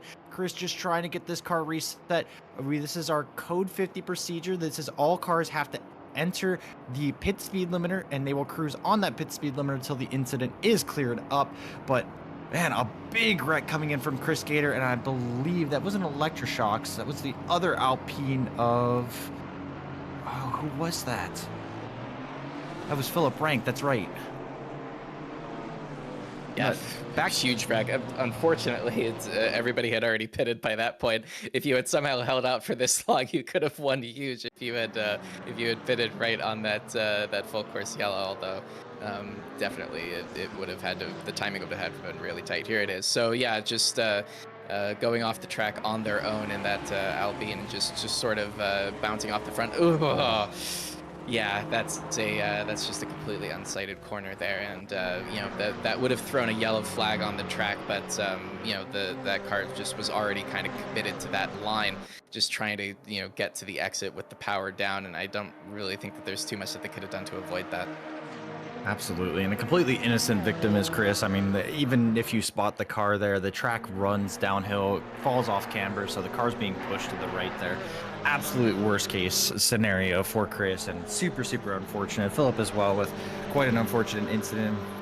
Not really any good brake markers headed into turn 6 there, so very easy to catch yourself out and lose the rear end as you really are trying to push the rear end of this car around. And Robbie is pushing, it looks like Luke Packer around the 286 McLaren, struggling to stay in front of Robbie Kelly as the Porsche looks to get inside up into the toe, and it looks like they're taking the apex, rolling through. Remember, Luke Packer with the fastest pit stop of anyone, possibly or most likely not taking tires, as Lily is now trying to sneak their way through. Fresh tires versus old tires heading into the heel. Turn 8 hard on the brakes. Lily is trying to sneak their way through, but Luke is going to stick that on the outside. That outside turns to the inside, but Lily's able to clear them and take that preferred line rolling into turn 9. Looks like Luke is going to accept that position change, and now Robbie Kelly, sights set. So we have a challenge for P1 here. Tyler on the old tires, Robbie Kelly, Lily Armstrong, brand new tires, fastest two cars that are on track in the beginning stages of this race. Tyler trying to nurse those old tires through to the end of the race, and a 1 second gap between them. This race is anything but over. And that specifically was really, really huge for RK's race. Not only that they were able to get around Luke so quickly, but also that Lily was held up by having to just take a little bit more time to get that move done. It definitely created a bit more of a gap between them, so now RK doesn't have to focus so much on defending and can just try to focus on catching the car in front. It looks like that gap is looking pretty stable at this point, losing a couple of tenths again down that straight, but definitely does not have to worry about Lily going into the bus stop here, so doesn't have to throw any sort of defensive shape, can just focus on putting in the fastest lap that they can. Philip Beckevold, we were talking about maybe getting up to the top 10, and in fact they have been able to get back up to the top 10.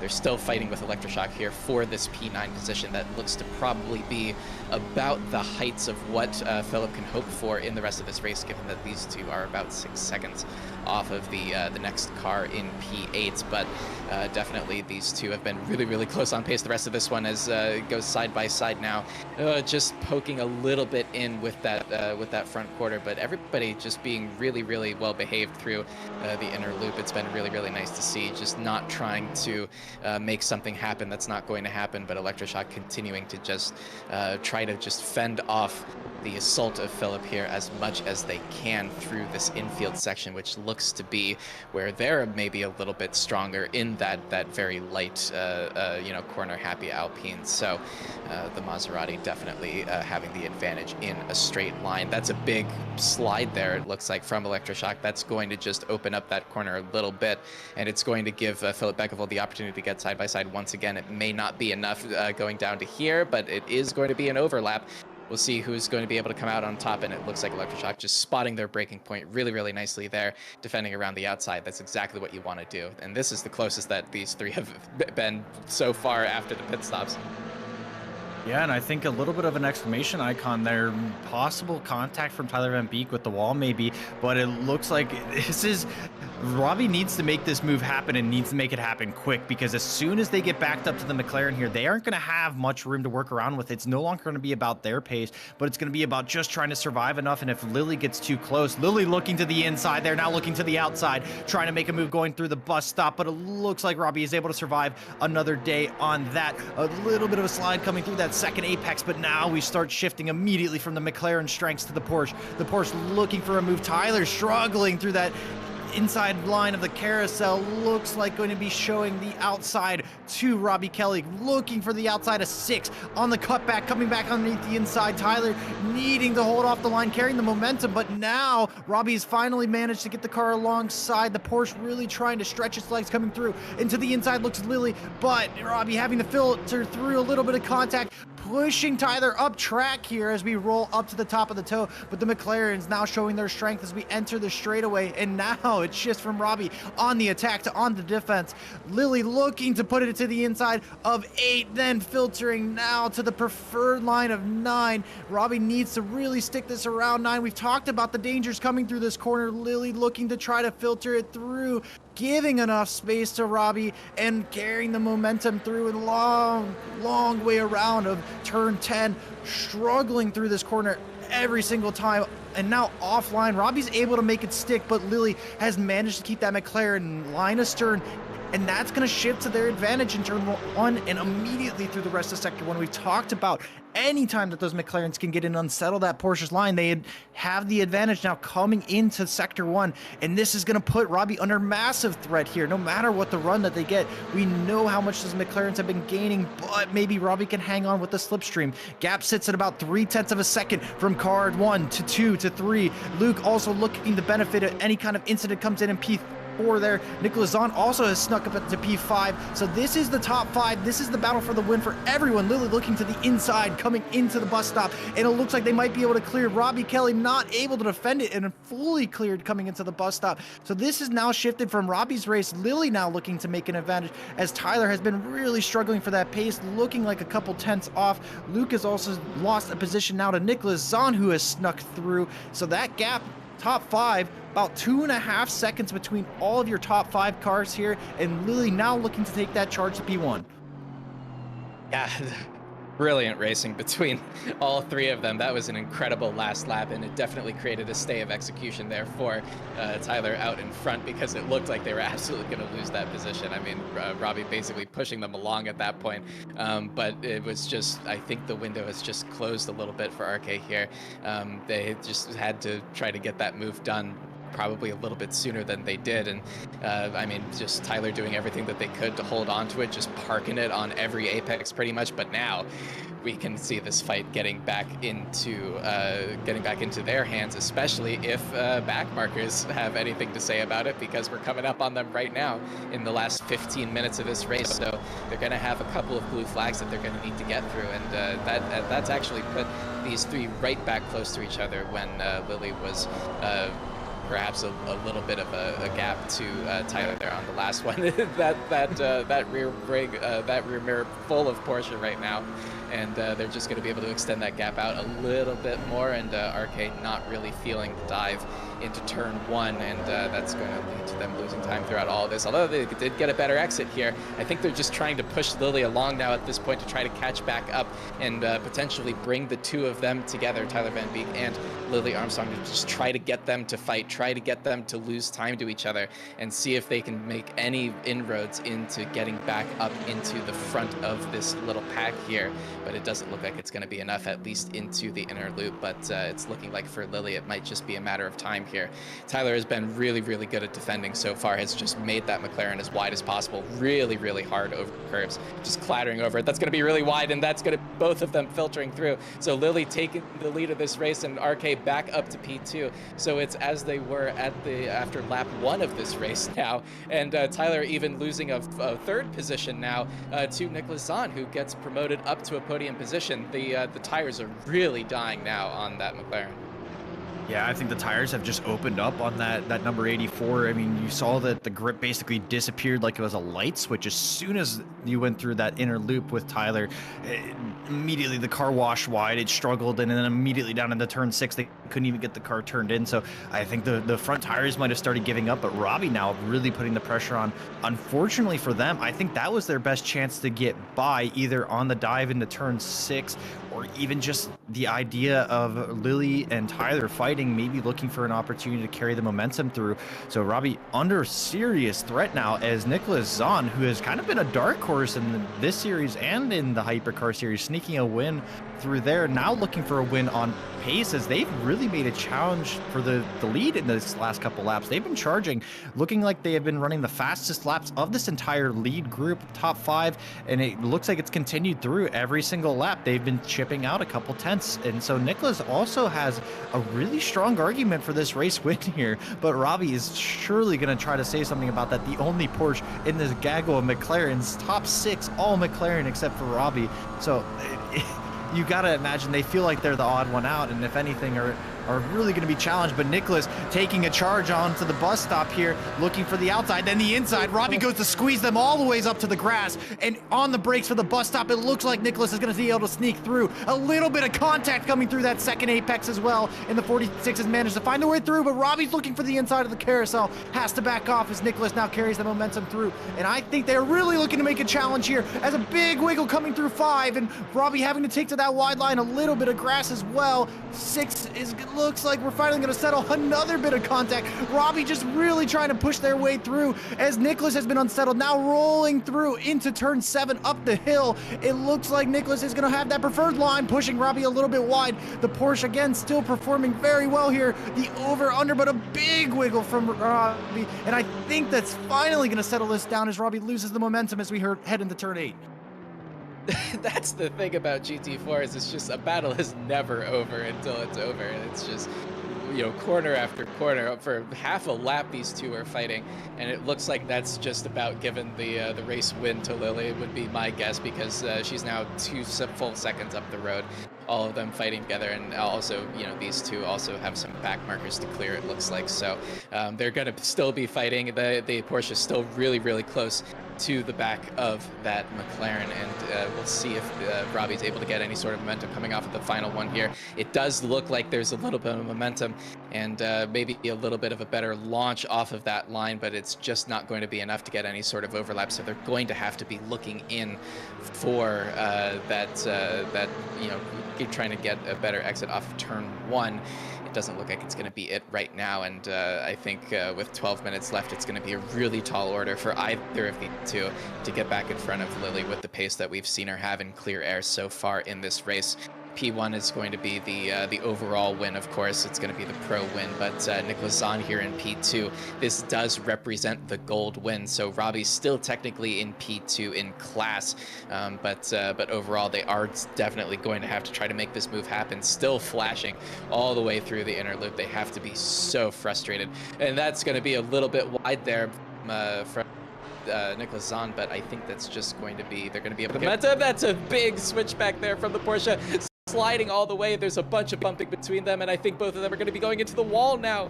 And that's Robbie Kelly off the road, both of them off the road, and that's a full course yellow call. We're counting down to it right now, and RK having to take avoiding action to Tyler Van Beek up in front, and what just happened? Oh goodness, so Robbie Kelly just trying to make an audacious move there, and looks like they sent Nicholas on all the ways to the barrier with a big snap coming into turn 6. We've talked about how dangerous that corner can be, and that's a perfect example. Is Robbie trying to throw a very, very desperate move coming in as we start to come off of the full course yellow here. We're going to see who takes advantage of it best. It is about who jumps best, and it looks like it's going to be Luke Packer, who has now somehow snuck their way up into P3 here. Robbie dropping into that P4-5 fight, and it looks like taking the preferred line.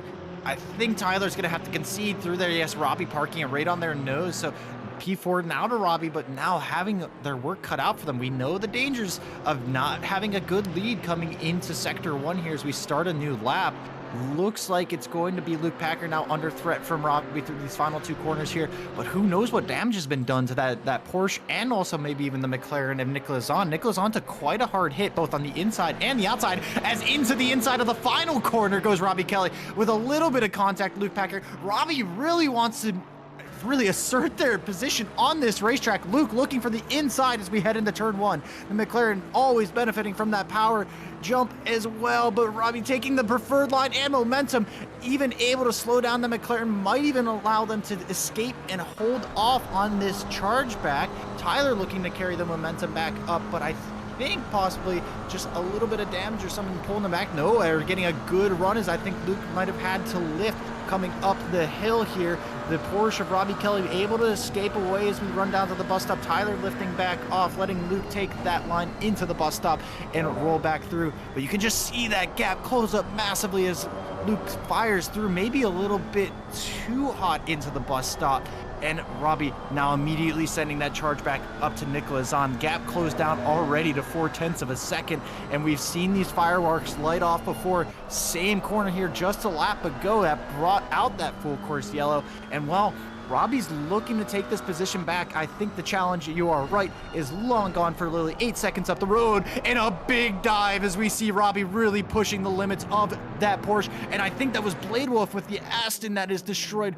Actually, no, it is Ragnar who has a destroyed Aston Martin on the inside of 7 there as our leaders filter on through. They're just trying to get the car through, but the car wigging and wagging all the way through. Oh, very dangerous. Keep it in, Ragnar. Oh, goodness. That car is in very, very poor state of mind and a very, very poor state of being as Fez now also sneaks through. Charter looking for a move on the inside of the bus stop. In the last 8 minutes, everyone's decided to fire off everything that they have, and we are wasting no time to finish this race. It's elbows off, up and elbows out, up and down the field, I should say.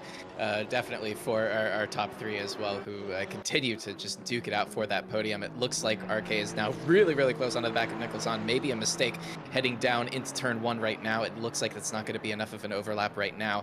And from what we've seen with the straight line speed of that McLaren, I don't think it's going to be a challenge up into turn 2. But RK has been looking really, really good with the drive off of turn 1 with that corner exit, especially on the last few laps. So we'll see if they're able to turn that into any sort of opportunity up to here. It looks like they're in the draft right now, well in the draft, and blinking all the way down the straight. It might not be enough to get the overlap right now. Nicholas Zahn going out on the marbles, and I think they're going to be going side by side. It's just going to be enough and the both of them still side by side through the inner loop now, and they somehow managed to keep it clean between the two of them, and RK still just looking for this overtake to happen. It's really wide there from Nicholas-On, so they're going to be side by side again, but Nicholas-On doing everything that they can to just try to keep the car on the inside, park it on the apex, and that's going to be a little bit too much parking there, and I think that's going to be RK through, all the way through, clear, going into the toe of the boot right now, so we'll see if they're able to hold on to that P2 with 7 minutes left in this race. It's going to be at least a few more opportunities now for Nicholas-On, if as long as Luke Packer behind doesn't have anything to say about it, although Luke Packer and Tyler Van Beek are going to be fighting it out, it looks like, for this P4 position. I think that these four are just going to be trying to work together as much as they can here until the last lap, or that would be the smart thing to do, but based on the racing that we've seen so far, I don't know if anybody's really interested in doing the smart thing, at least so far. I don't think anyone wants to be kind of conceding any more positions in the last couple of laps here. It's looking like everyone just wants to take any position that they can get, irregardless of any kind of long-term intentions. Well, I don't know if there's much long-term intentions left in the last 6 minutes of this race here. Everyone's fighting for position here, and Nicholas surely taking a good bit of damage. I think that McLaren's lost quite a bit of top end with that battle that we saw into turn 6 and in the contact with the wall, because the Porsche was dragging up the straight and surely causing a lift, maybe some front end downforce loss as we head through the S's. But Nicholas-On, we're gonna now see against their own kind, another McLaren, the dominant car of the Sector 1. Yes, looking like it has a big advantage. So I think Nicholas really struggling with some top end here as the Luke Packers taking to the outside and looking like they're possibly going to overlap completely. Tyler even coming up close, and Nicholas having to filter back in. Position 4 down for them. I think they're even under threat to fall down into P5 as well. So Luke Packer now sneaking up into the overall podium positions. Inigo Lopez now looking to put a challenge onto the Ginetta. Another one of our power differences that we've seen, the Mercedes versus the Ginetta. Possible chance coming up into the bus stop here, but that Ginetta really going to be relying on the draft of, I believe, that Aston Martin directly above them from Blade Wolf. So possible chance here, but I think that Ginetta may be just getting a little bit too much from the slipstream, but that gap is closing. It is closing ever so quickly, and it looks like under threat is Orez as we go around the outside with Inigo Lopez, but Orez has been very strong on the inside apex there of the inner loop. We've seen that a couple times, and surely this is where that Ginetta is going to start to strive in those long corners, really trying to fire that lightweight chassis through, and should even be able to shift up to start challenging the Aston Martin of Blade Wolf. They're one of our heavier but more powerful cars as well. And Inigo Lopez is now going to just have to settle for the straightaway once again. I wonder if Electroshock is just wondering why we're going so insane up here in the broadcast booth, because they've seemed to have had a really, really calm race so far, just cruising over to that silver win. We have a couple of other, it looks like actually Flynn there in P15 is our national driver, is going to be leading all of our AMs to victory, so a really, really strong first performance from them. 4 minutes left in this race. This looks to be our last big battle on track, although Tyler Van Beek is also getting pretty close to the back of Nicholas-On. We'll see if that turns into anything towards the end of the race. Nicholas-On, in turn, getting close to the back of P3, so that fight for the podium might not be over yet in the sort of dying last few minutes of this race here. It does look like RS is going to be getting really, really close here to the Aston Martin in front. It's not going to be enough to get a move done, at least here, but that lap was at least good enough to create a little bit of a gap to the Mercedes behind. So thankfully they won't have to worry about any sort of moves there. That's really wide, actually, from Blade Wolf through P1 a little bit, or through turn 1, a little bit of a mistake there. Is just going to bring RS that little bit closer, 2/10 between them now, and definitely in the draft, although I don't know if they're going to be able to get the straight line speed that they need to make that happen.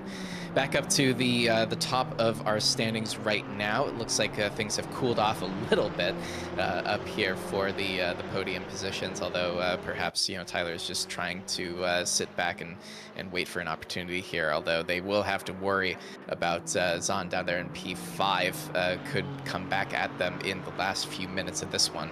But yeah, I think it probably was, as you said, that damage from getting into the wall there. We've seen the damage be really, really consequential in this race with the straight line speed hits. that we've seen with that. So Tyler Van Beek, Nicholas Zahn, and Parker Olsen are 3 golds up there in the top 5. So definitely still positions on offer for them, as Tyler's now very, very close to the back of Luke Packer. I wonder if Luke maybe made a mistake throughout that lap there. Back marker getting well out of the way of this group, as rightly they would want to. And Tyler not quite close enough for a move in turn 1. Well, I think Luke also might have been caught up with some minor damage in that incident. I believe there was secondary contact that I saw. I don't really recall who it was, but it would make sense because Luke has started to fall back a little bit against Tyler. I mean, both these cars have not taken tires, so they are on their full 1 hour stint old tires, and it looks like Tyler started to be able to challenge a little bit better here, especially against the McLaren of Luke Packer. But Sauce Dragon now looking to put a challenge onto the back of the Alpine. I believe that is the Alpine of Electroshocks. So another challenge further up the order here, as it looks like this is just to get to the top 10 here. Sasha may be looking for an opportunity as lap traffic sneaks on by. Does let them by though. The number 69 now really filling the rearview mirrors of the 70 Fox as well, under pressure from the 83 of Daniel Tappener in the McLaren. Another one where actually quite impressive that Fez has been able to hold off the McLarens for pretty much the whole race, if I'm not mistaken. We saw earlier that Fez had to get past the McLaren, but now that they're able to hold off, and Fez has not been able to shake this McLaren here, looking to go defensive onto the inside of 8. Around the outside, but the 83 is not gonna have anything for the Porsche here. Fez Fox is looking to just kind of hold back as best we can, but again, we've seen the damage of holding through sector 3. As we go back to a replay here, I believe this is going to be how Fez might have snuck on past. No, it's going to be actually Fez still holding off Daniel Taberner. Looks like a possible incident flashing the lap traffic as Daniel looks to the inside of the bus stop, and in goes Daniel, in a big whack of contact, a big slide from Fez, and very well held as we roll through the bus stop there. That could have easily been disaster, end of the race and into the wall, but an amazing bit of car control from Fez Fox, and that could have even put some damage on the front of Daniel Taberner's car that may have slowed them down on the straight. That might be helping them up. Parker Olsen now putting the pressure onto the back of Nicholas on, so I think Nicholas has some serious damage from that incident earlier in the race. Parker looking for the outside of the bus stop, and contact as we head into the bus stop. The 74 is wiggling through, and maybe a little bit of contact. Both cars taking to the runoff, and is Parker able to stay out of the back of Zahn? They are, but that might be looked at because Parker got really unsettled there. Nicholas desperate to hang on this final lap here. Parker not going to be too happy with that incident as we now roll into 6. And are they going to be able to close up? The gap sits at about 3/10 as we roll through. The number 69, the Sauce Dragon, trying to catch up to the Alpine here, but we've seen how strong Electroshocks has been in that Alpine, and trying to hold an overall top 10 is one of the silver cars. Quite an impressive feat, and I think they might be able to, because Sauce really only has maybe 2 opportunities in the 7 and into 8. But the driver that has held on all race through all the challenges, the turmoil, the crashes, the drama, rolling through turn 10 for the final time here in quite a demanding drive, but also very, very impressive to hold it through. With a 9-second lead, we roll through the final corner. The 88 of Lily Armstrong coming through to take the first round of our GT4 championship. And behind them, this race is all but settled left yet, but Robert Kelly filling out 8.5 seconds behind. Luke Packer filling out another 4 seconds, but they're under threat. Nicholas Zahn also under threat from Parker. Looks like they might be able to just hang on for that top 5, and Parker Olsen having to settle for 6th, but possibly maybe something to be looked at. A little bit of contact and a couple drivers in the back of the grid that still have to sort out their positions as well. Yeah, we'll see for sure with the stewards room. But yeah, it's just absolutely wild race for RK, especially. Was, you know, down in like P4, P5 at one point, and just the absolute scrapping that we saw towards the top of the field today. It was really entertaining for us, but definitely for RK's race. You know, I think this was based on the just the straight line that we saw from the McLarens today. I think this was probably as much as Arcade could have hoped for, and it was just a commanding drive out in front from Lily. Just again, really great drive from her. Just got that lead really early in the race, was just able to put in nice consistent laps, stayed out of a lot of the fighting that the others were doing, and by the end it turned into nearly a 9-second lead. So that's just exactly kind of a textbook example of what you want to do when you're racing for an hour, which is just try to get to the finish line as fast as you can, and not worry too much about fighting with everybody. We're rounding out the top drivers, the last drivers on the lead lap at the moment, swinging crossing the line P19. So that is going to be a class win for Electroshock. It's going to be an overall win for Lily Armstrong. And for Tyler Van Beek there in P4, that's going to be a gold win for them. So fantastic work from them, despite the really beat up McLaren there, as is expected with the race that they had. Quite a bit of contact. Philip Beckevold ending up P9 in this one, which that's a great recovery from them, considering where they were towards the beginning of this race. And for our AMs, it's going to be Fry taking home the win. Flynn up in front, but Flynn not scoring points as they are national. So congratulations to Fry for the class win, and that is Watkins wrapped up. Yeah, that was a race to say the least. The Go Bowling at the Glen, I think, did live up to its reputation. I don't think we really expected it, but the GT4 is proving to be very forgiving on the bumping and beating and banging. The classic TCR racing every single lap that we saw, pretty much. Plenty of contact, and ACC, I think, for once playing nice on the contact, allowing a lot of it to happen. But well, what a start to the season. To think we have 5 more races of this to go, and we have to come through every single week. Next week, we're heading out to the amazing and very challenging Bathurst, which is known for its draft and also just the challenging race. I think the McLarens might have a big chance there, but I definitely look forward to it. It's going to be another race of trials and tribulations, as well as drama. It's lurking around every single corner there, and that's going to be a race to just see who can survive, honestly.